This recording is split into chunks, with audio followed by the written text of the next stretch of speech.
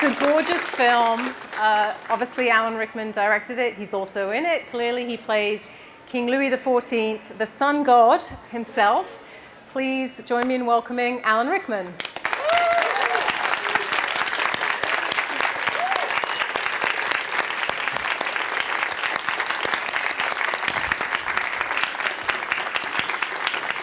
Hello. Good evening. Hi. So, thank you for joining us tonight. Stupendous, beautiful. I know who shot this film, and it really looks amazing. Ellen Kuras, yeah. Great. Very rare. Well, not rare that she's American, rare that it's a woman cinematographer, one of the few and one of the greatest. Right. We were talking earlier about how hard it is to sort of reduce this film to a simple, throwaway line. Oh, it's about this, it's about that. It's a love story, it's a feminist story. It's about landscape gardening, which is hysterical in a way. Well, that's a very serious film. Why were you drawn to the subject matter? Well, I mean, when you list it like that, you think you'd have to be an idiot. You're actually going to try and make a movie about this. Okay, so at its heart, it is a love story. But it is told the script is by Alison Deegan. It's told very much from a woman's point of view, and it is about what it is to be, or to try to be, a strong, independent woman in a man's world. And what she's done is to create a character for Kate who couldn't possibly have existed. So what interested me was the notion of it actually being a very modern story inside all this period trapping, which is frankly a huge annoyance when you're thinking about the budget and the weather and the fact that aeroplanes don't come over in 17th century France, and there isn't a motorway just around the corner that you've got to deal with. But I like the fact that film can take a modern story and kind of shaft it into a period context, and hopefully after a while you stop thinking about the background and you start thinking modern thoughts about the world that she's trying to operate in, and what might be the parallels still with the world now. But it has that lovely mix of some characters who did exist. The character you play, the King of France. And Matthias's, except he would have been 70. Right, he was very young and he was very youthful for someone in such an important position. But that blending of the two, so Kate Winslet plays a character, as Alan said, couldn't possibly have existed because she was a working woman in a man's world. Where do you think that came from in the head of the writer? I mean, to come up with a landscape gardener as well in the court of Versailles. I know. Well, Alison's a very passionate gardener. Are you? No. Not a gardener at all? No, I'm a passionate goer to gardens. Right. And sitter in gardens. In other people's gardens. That they've planted, Oh, this is very beautiful, thank you. No, Alison's a very passionate gardener, passionate about gardening, and she's also passionate about that period of history. She's an actress. Her husband, Sebastian Barry, is a very celebrated novelist and playwright in Ireland, and she'd had her kids and she thought, I'm going to do something. And so she sat down and wrote a script. And because she knew I knew her husband, she put it in the post.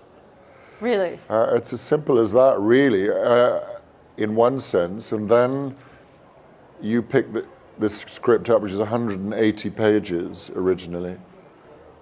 And as I've told this story before, but it's true, she is dyslexic, and so it's 180 pages of the only punctuation, and it was commas every 3 words.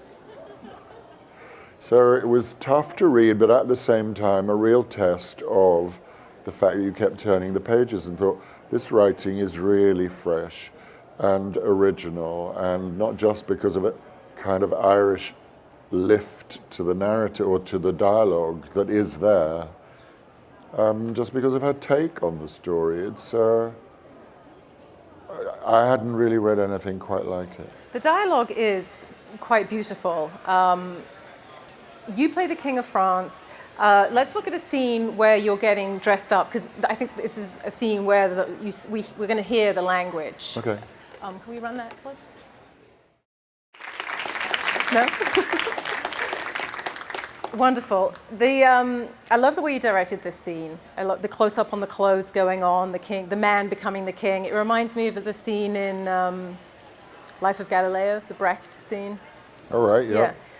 Tell me what went into your ideas of shooting that scene. Alison wrote a scene where Louis was making that speech to a ballroom of 300 courtiers. Those of us in charge of the budget said, we can't afford that. So I said, why don't you go away and rewrite it as Louis practicing it in front of his children? Because then we only have children. 5 of them on the floor. And actually it's an example of how limitations sometimes free your imagination, and it actually turns out to be a much better way of doing it, because of course that's something else that could never have happened. Louis' dressing and levées took 2 hours with hundreds of people waiting outside to be then received. But the slow putting on of every item of clothing and the wigs and the shoes and everything, and it was a huge event. Does it help your performance as all those clothes go on to become the king, or not so much? Costumes help your performance, whatever it is, because it's part of the character you're playing, whether it's an old sheet or or that kind of stuff. And there are rules to how you walk and how you talk as soon as you put that on. These are people who had dancing lessons and walking lessons from the time they were 5. So the clothes are there. They're there to design, especially in Louis' case, to show off every part of your body to its best advantage. Those wigs were only invented by Louis because he started to go bald and he didn't like that. So he went to the opposite of bald, which is like the hugest thing you could put on your head. Thank God we didn't go for period accuracy, because it would have weighed 5 kilos. Really? And God knows what would have been living inside it as well. Yeah. Well, thank God men these days aren't so vain. When you wear all that stuff, do you think, oh, I'm so happy I was born in the 20th century? Well, when you're trying to go to the bathroom, yeah. Definitely. Let's talk about Kate Winslet. You've worked with her before on Sense and Sensibility. Stupid question, because obviously she's one of the best young actresses around, but why did you want her to play Sabine de Barra? Well, it's not a stupid question, but it's an obvious answer. She is an amazing actress. Why is she an amazing actress? Because she works so hard, because the work ethic is so great, because she hangs on to a sense of humor, because she is a Democrat on the set, and utterly caring and sharing and listening to her fellow actors. And she's never lost certain things that I met when we worked together the first time when she was 19. And also, the miracle of her work is she opens her mouth and you believe it. And if you're creating a character that couldn't have existed, a huge part of her job is to make us believe that she did. And she does. She's wonderful. Louis XIV was, he had this idea to build Versailles, the biggest chateau ever built, the gardens, the restaurant. You have a wonderful shot at the end of the movie that pans up and we see the whole expanse of Versailles and the gardens. He's a little cracked, it seems, to take on this venture, and I thought, well, is filmmaking a bit like, can you compare filmmaking to what he was doing, sort of running all these different departments and making sure everything comes together for a window to perfection? Yeah, I don't think he had 3 producers breathing in his ear about, we have 3 days here, you cannot go over. He probably didn't understand over budget. He wouldn't have understood that at all. No, what he did was took Lenotre by the shoulders and pointed at a mosquito-ridden swamp and said, build me Versailles here. And 18,000 people got on with it. at some 18,000. cost. Yeah, and then when we went to Versailles on a kind of field trip, the Louis expert took us, we were in the Hall of Mirrors, and he pointed up and said, number one, there were 10,000 candles that had to be lit every night here. And number two, this mural that we're looking at on the ceiling, probably within a week of it being finished, it was black from all the smoke from the candles. So there's the madness and the vaulting ambition. And even the fountains, the irrigation was such a problem that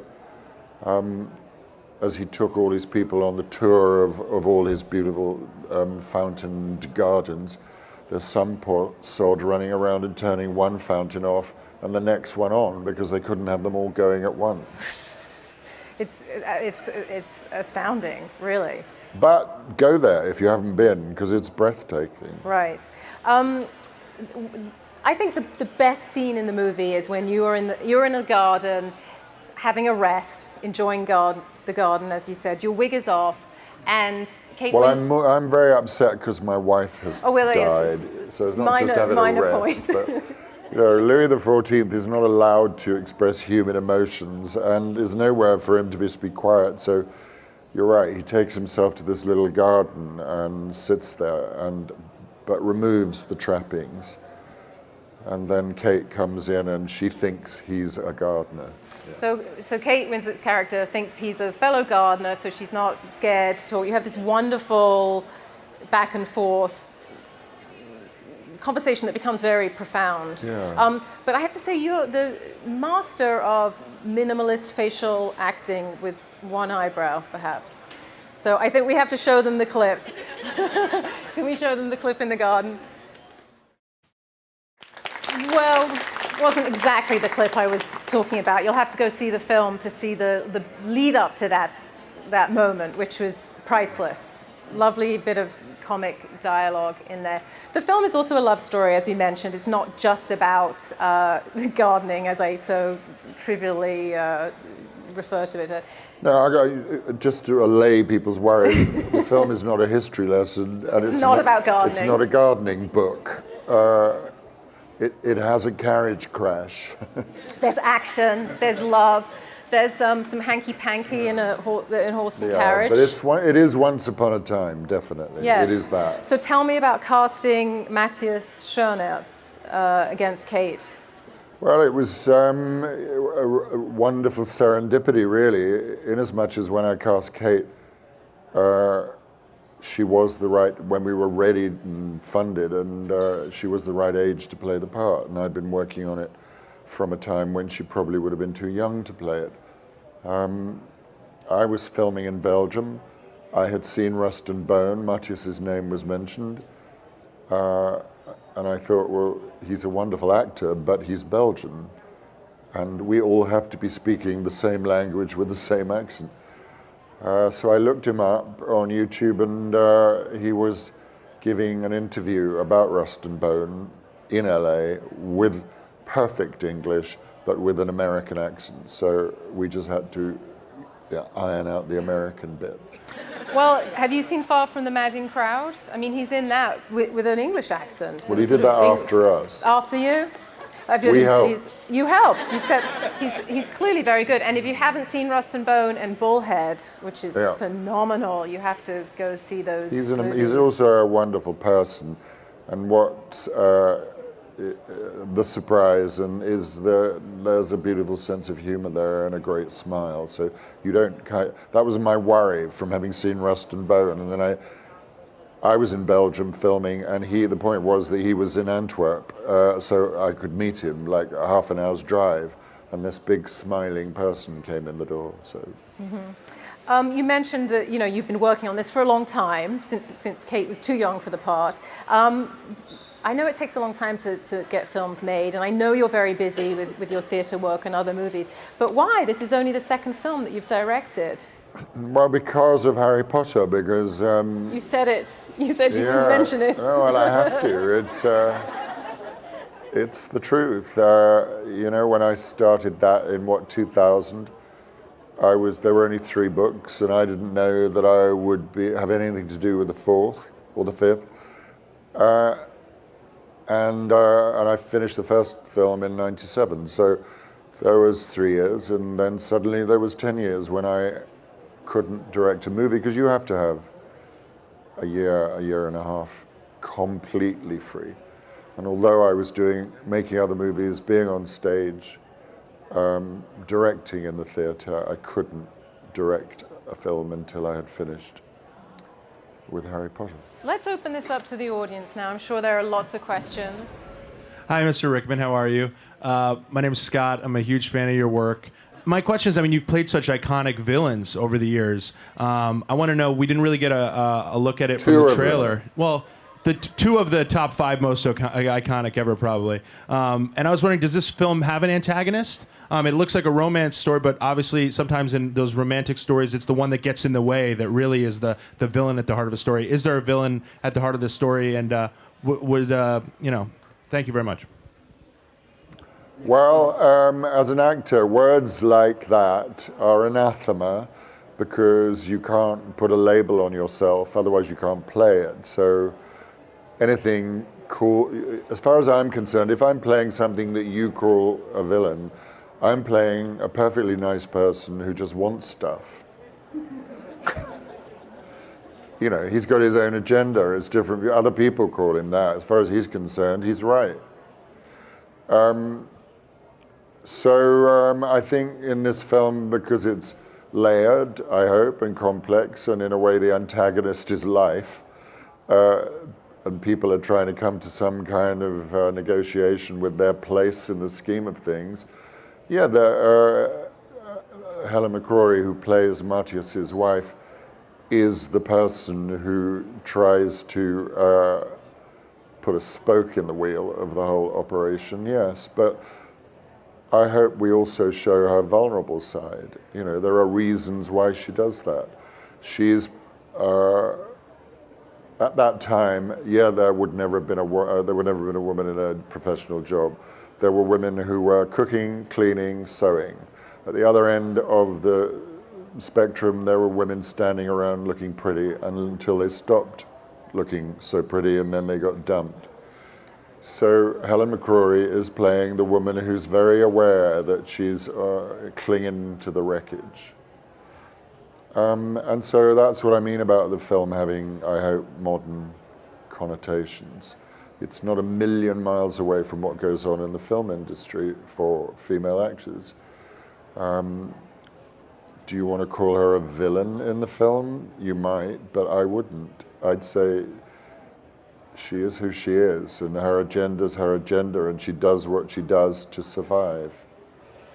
That's a very good answer. So this woman is she's in the inner circle of the king, but she's about to be ousted.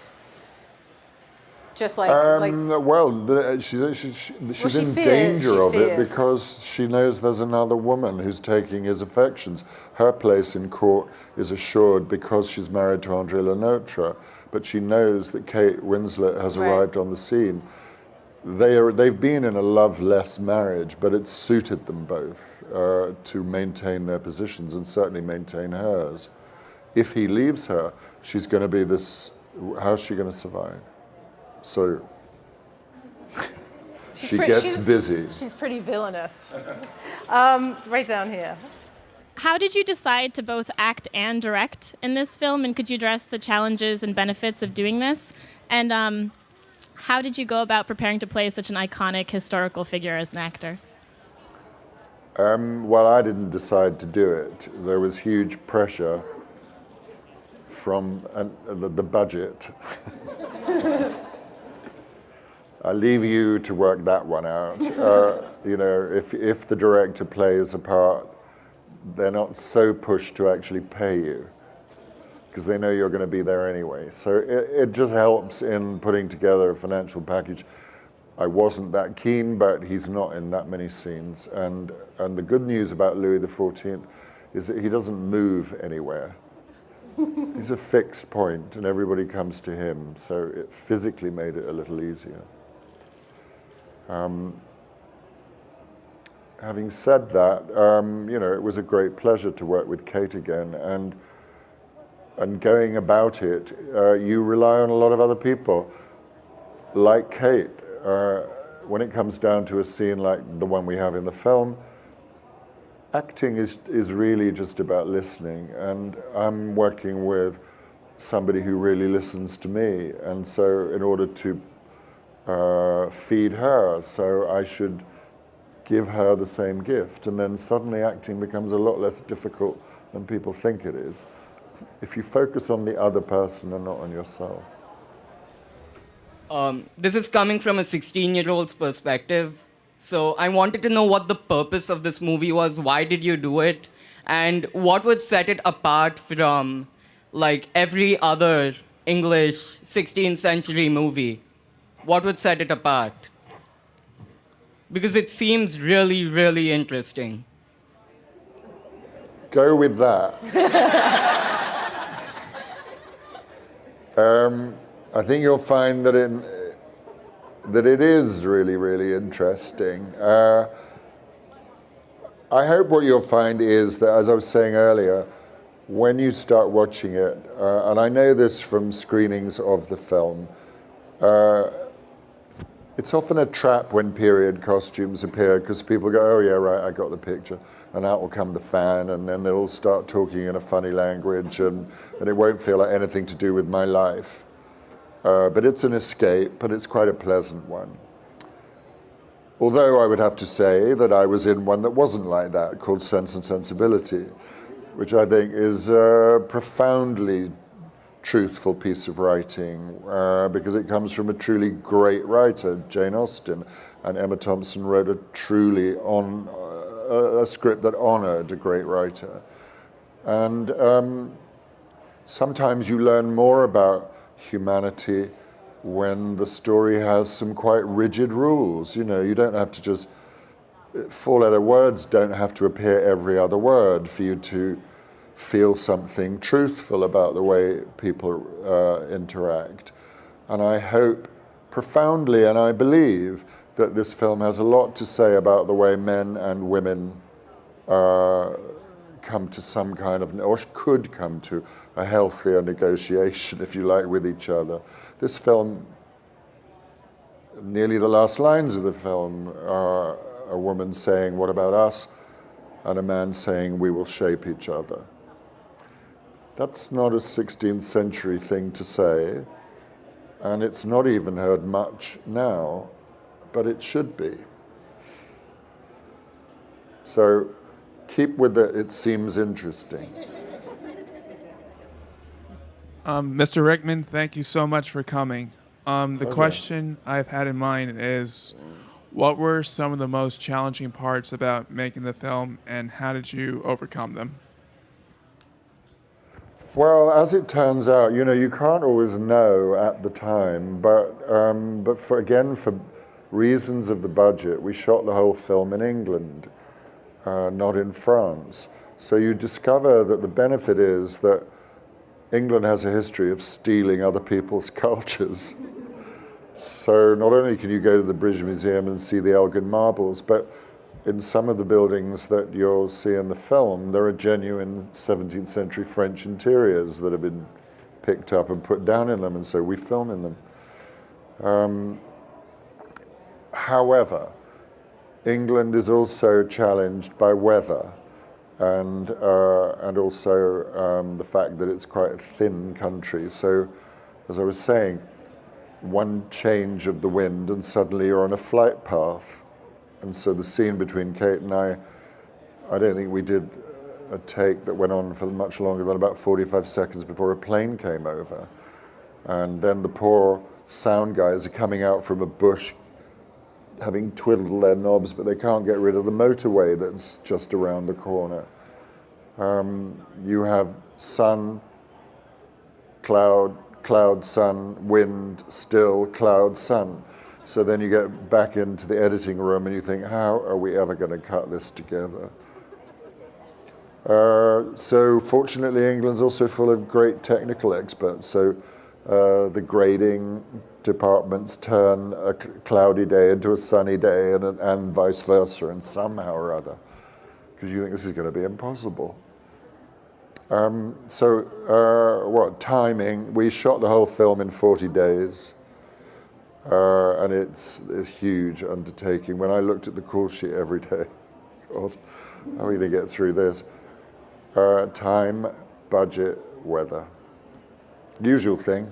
And probably somebody with a vast budget will tell you the same. Right.